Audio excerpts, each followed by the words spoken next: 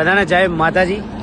તો ભાઈ તમે જુઓ એક્સિડન્ટ સવારે થયું હતું, આપણે જોઈ ગયા હતા અને સામે આખો એક ખટારો જોઈ તમે જો એ માણસ તો જતો રહેલો હોય અને આ બે માણસ બચી ગયેલા અને આ સાઈડ ખટારો આવતો હતો આર્યો અને આર્યો ને એ આ સાઈડ આવતો હતો।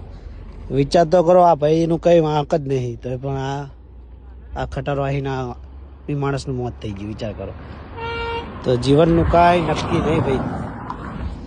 તો ભાઈ સારા કર્મો કરો અને સારી જિંદગી જીવો, આને કોઈ નક્કી ના કહેવાય।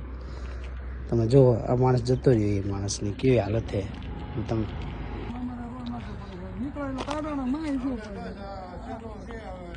ની હાલત જુઓ તમે।